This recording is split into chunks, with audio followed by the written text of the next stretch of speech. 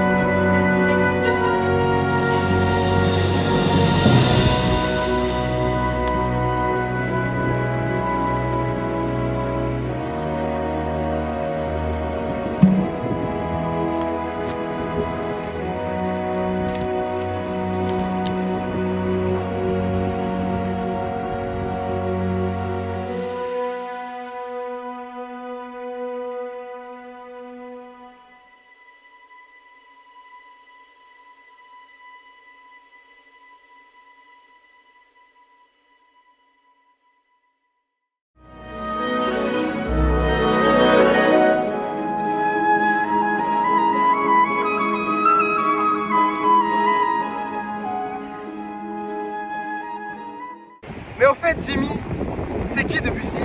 Est-ce que tu peux me présenter rapidement sa vie et son œuvre? Bonjour Victor, pour commencer, je souhaite te féliciter pour ta superbe découverte. Alors laisse-moi te raconter quelques points phares de la vie de ce compositeur. Claude Debussy, né en 1862 à côté de Paris et meurt en 1918.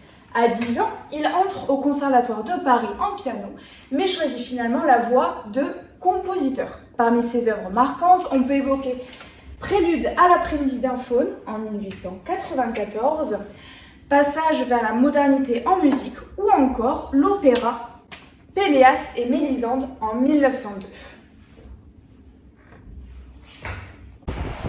Et dans tout ça, qu'en est-il de la création de La Mer?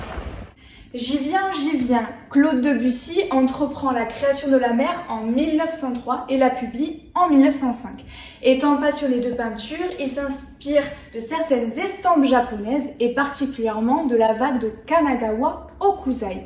Œuvre multiple et colorée, La Mer est une bonne illustration du mystère des profondeurs. Est-ce qu'on pourrait qualifier La Mer d'œuvre symphonique? Excellente question. Claude Debussy lui-même privilégiait l'appellation trois esquisses symphoniques. Il ne souhaitait pas faire de cette composition une symphonie à proprement parler. Ok, je pense avoir compris. Et tu as parlé tout à l'heure des mystères des profondeurs. Qu'est-ce que tu veux dire par là? Une musique vaut 1000 mots, alors écoute cet extrait.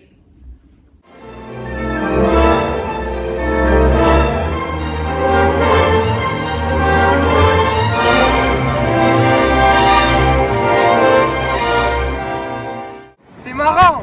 En écoutant cet extrait, j'avais l'impression de ressentir les mouvements de la mer. En effet, Victor, ce n'est pas une simple sensation que tu viens de relever, mais un procédé musical extrêmement présent dans la musique de Debussy, dans ses trois esquisses de la mer. Ici, le compositeur s'appuie par exemple sur des soufflets, des jeux de crescendo-décrescendo, pour te faire ressentir le mouvement des vagues. On pourrait rapprocher ce procédé du terme figuralisme. Pour t'expliquer en bref, c'est un procédé consistant à transcrire musicalement des éléments réels à travers divers motifs ou effets sonores. Écoute par exemple cet extrait d'une pièce de Rameau. Entends-tu les oiseaux ? Si on revient à la mer, en observant les jeux de dialogue dans chaque pupitre, on sent la volonté de Claude Debussy de lier nature et imagination. Le compositeur joue avec des timbres des différents instruments afin de donner une impression de vagues traversant l'orchestre. Je te laisse voir par toi-même avec le passage suivant.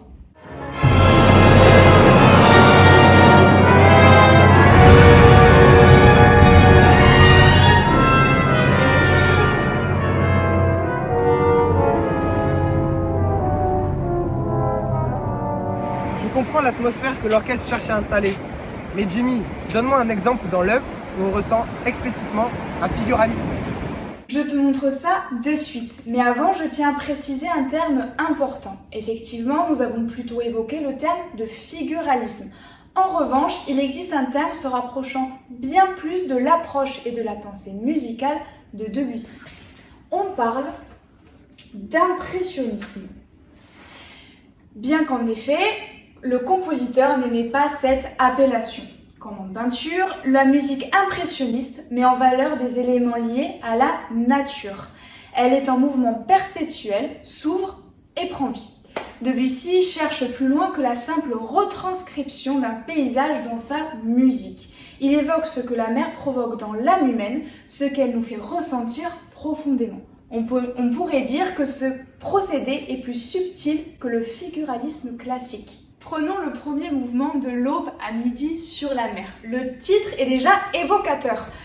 Écoute attentivement l'extrait qui va suivre. Tu vas percevoir des mouvements, des éléments en lien avec le titre qui te transporteront.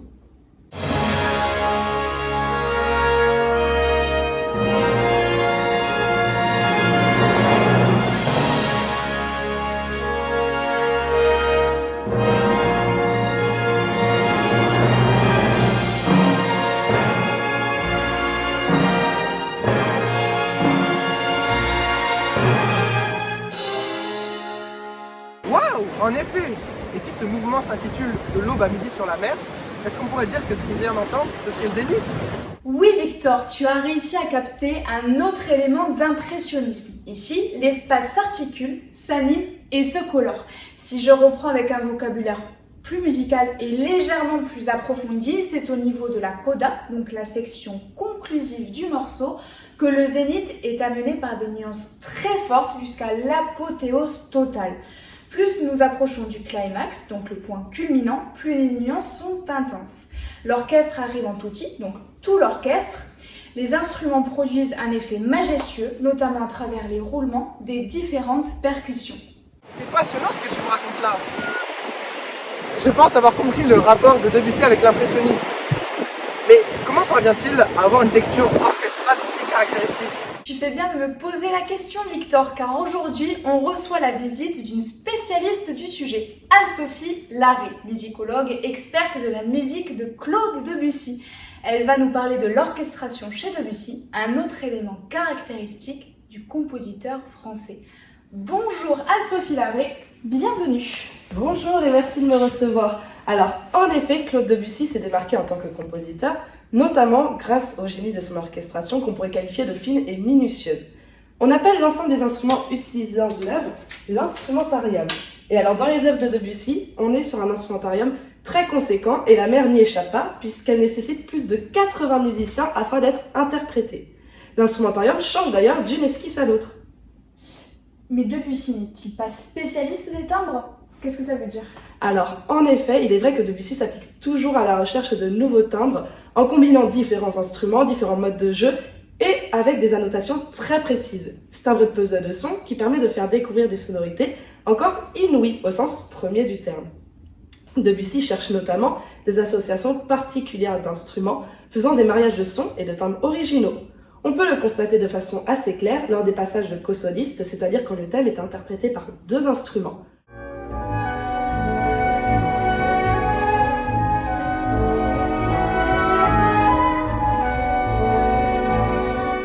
Dans cet extrait, on perçoit l'intérêt de Debussy pour le mélange des timbres et pour la recherche de couleurs nouvelles, alors peu explorées. Donc Debussy utilise des combinaisons de timbres sans cesse nouvelles et c'est comme ça qu'on reconnaît sa patte. Vous avez parlé d'annotation sur les partitions. Elle semble être celle d'un compositeur qui sait exactement comment doit sonner son œuvre. Alors en effet, puisque Debussy se montrait très tatillon sur l'intention. On peut lire par exemple en laissant aller jusqu'au très animé ou encore très sonore mais sans dureté. Parfois il lui arrive même de faire des associations de nuances et d'indications, par exemple pianissimo et très lointain. Ces notes permettent à l'orchestre, interprète et au chef de mieux comprendre la pensée du compositeur. Mais Debussy prend vraiment le temps d'écrire tout ça? Absolument, et vous n'avez encore rien vu. Il utilise de nombreuses techniques instrumentales qui sont des détails marqués sur la partition mais qui font toute la différence. Ces dernières sont propres à chaque instrument. Ce sont des façons spécifiques de les jouer si vous préférez et qui permettent de les faire sonner différemment. En fait, c'est très lié à la notion de timbre dont on parlait tout à l'heure, car les techniques instrumentales sont le premier outil permettant de moduler le timbre d'un instrument et de l'enrichir. Voici un exemple. Au violon, en général, on frotte les cordes avec un archet, ce qu'on nommera arco. C'est le son le plus commun des cordes dans la musique orchestrale. Mais on peut aussi pincer les cordes avec les doigts, on appelle ça un pizzicato, et c'est ce qui produit, comme vous l'entendez, un son totalement différent.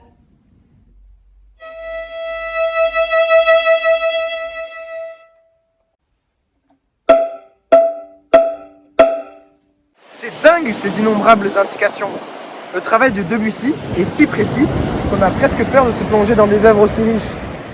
Je comprends ce que tu veux dire, mais c'est justement ce qui caractérise l'écriture de Debussy. Ce sens du détail et cette rigueur sont un trésor pour les musiciens, et même pour les auditeurs qui ne savent pas que la richesse de cette musique vient en partie de tout ce que nous avons dit jusqu'ici. Merci pour tout, c'était passionnant. Merci Anne-Sophie d'avoir été avec nous pour répondre à toutes ces questions. À très vite, je l'espère. Merci à vous, c'était un plaisir. À bientôt. Au revoir. Et dis-moi Victor, qu'est-ce que tu vas faire maintenant? Que va-t-il advenir des partitions que tu as retrouvées? La Bibliothèque nationale française m'a contacté. Je vais devoir rendre ce beau bijou et c'est bien normal. À bientôt Jimmy.